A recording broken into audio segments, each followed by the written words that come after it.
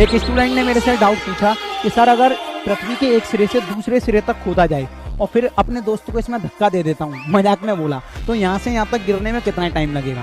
Internet पे इसका answer दे रखा है 42 मिनट।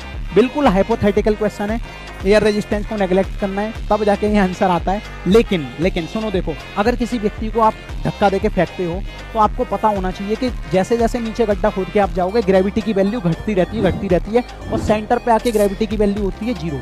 अब मान लीजिए कोई इंसान यहीं फंस जाएगा, पूछो क्यों? जैसे जैसे नीचे जाएगा ग्रेविटी की वैल्यू कम हो रही है, तो ग्रेविटी की वैल्यू इस पॉइंट पे ज्यादा होगी ना। तो अर्थ में इंसान क्या होता है, ग्रेविटी अपनी ओर खींचती है ना। तो जैसे ही तुम इसे यहाँ से नीचे धक्का दोगे ग्रेविटी इसे अपनी ओर खींच लेगी, नीचे तक आने ही नहीं देगी।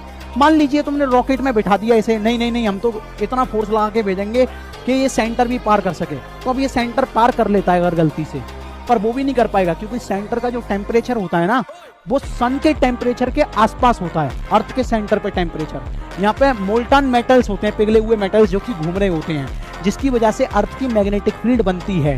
तो प्यारे बच्चे, अगर मान लो तुमने एक ऐसा सूट पहन लिया, रॉकेट को भी ऐसा सूट पहना दिया कि वो पिघले ही ना, ठीक है, तब जाके आप इस सिरे से जब बाहर निकलोगे तो 42 मिनट